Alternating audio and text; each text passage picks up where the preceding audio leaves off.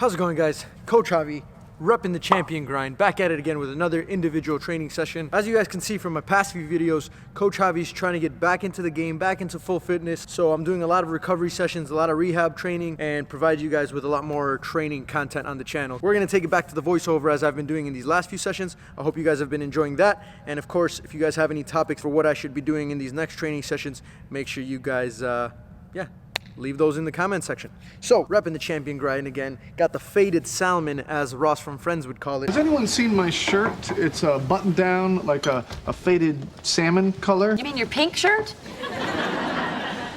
Faded salmon color. Fit is fantastic, as you guys can see, and it's great for doing a training session, hanging out at home, hanging out with your friends, or just chilling in the couch, watching some friends. So, shout out to my boy, Champion Grind, for the merch. And let's get straight into the session. Alright guys, welcome back to the Train Yourself series, where we do a bunch of training sessions and exercises that you guys can do on your own. You don't need much, you just need to get yourself out there, get a few soccer balls, some cones, and if you have a little bit of extra equipment, feel free to use that. For today's session, we're going to go through another rehab session, basically just seeing where I'm at in the recovery process. So you guys are going to see me do a lot of speed and agility movements, some resistance training, and I'm also going to see kind of where my explosiveness is at the moment. So I'm not going to be pushing it too hard because of my hamstring injury, but I am going to try and see exactly kind of what my limits are and what I can do without feeling any pain. So we're going to start off with a warm-up without the ball, just a few hurdles, take a step inside, step outside, and then an explosive step to that far cone. I'm just trying to incorporate quick lateral movements, quick steps, and maybe like some changes of speed and changes of direction as well. So that one felt pretty good, so I decided to incorporate some of the passing gates, jumping over the passing gates and seeing how that feels. And then once I did a few reps of those, I just incorporated the ball where I passed the ball through the passing gate, I dribbled to that far cone, and then I just dribbled back. So just a lot of different variations. There's so many different ways that you guys can do these. Like I said, there's no right or wrong. And you guys will see me throughout the session. I'll kind of move things around so that it makes sense, basically.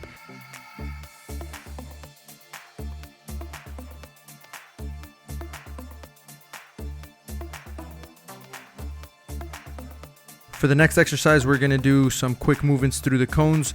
I'm using the resistance cord here. It's just basically giving me a little bit of resistance, especially at the farthest cones. What I like about this is that it kind of simulates, a defender dragging you back, or, just forcing you to put a little bit of extra energy as you go to the furthest cone here.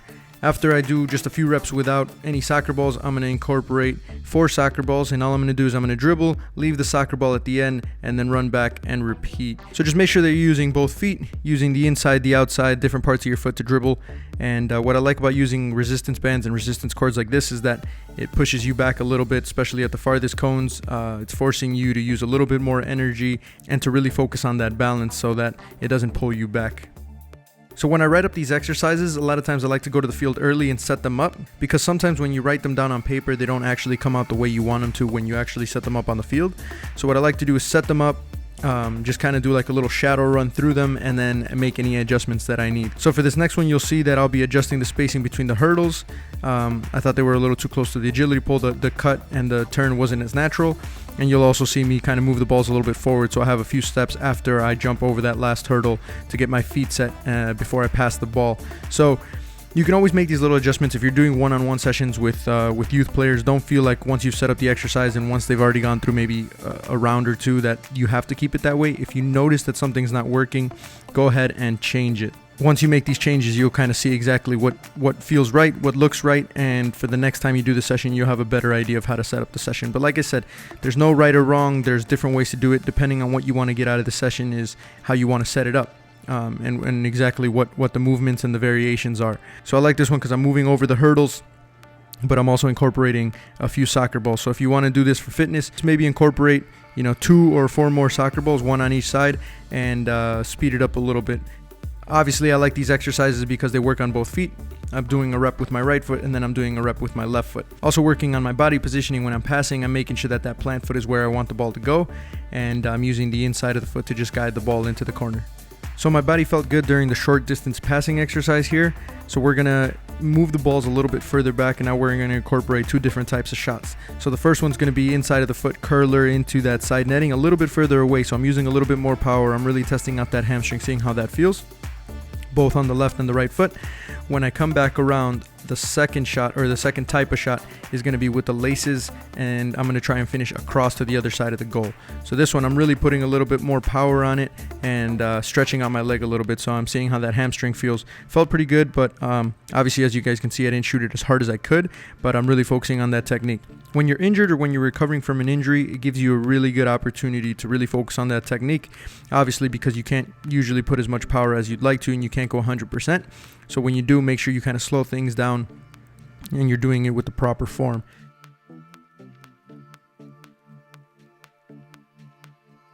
So here, for the inside of the foot, just trying to curl it into that far corner, nice and simple, trying to put a little bit of side spin onto it. And then for the second type of shot, I'm really focusing on using the laces, keeping my body over the ball, not leaning back whatsoever, because if you lean back, that ball's going to go up in the air. So I'm leaning forward, body over the ball, nice and simple strike with a good follow through right after.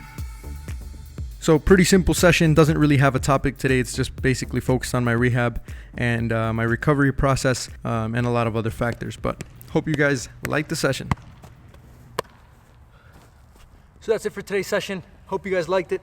If you did, make sure you hit that like button. Make sure you guys subscribe if you guys are new. And why am I down here? As you guys can tell from some of those exercises, Coach Javi was taking it slow, wasn't trying to risk any more injuries. Slowly working my way back to getting fit. Probably felt around 65%, 60 to 65%. I'm probably gonna wait another week before I play in a match and continue doing these training sessions. If you guys liked it, hit that like button. If you guys are new, make sure you subscribe and write down your topics in the comment section below for what you want me to work on, and I'll try to upload some more videos. Yeah, go ahead and make sure you get your Champion Grind merch. I'll leave the link in the description. Until next time, and adios, muchachos.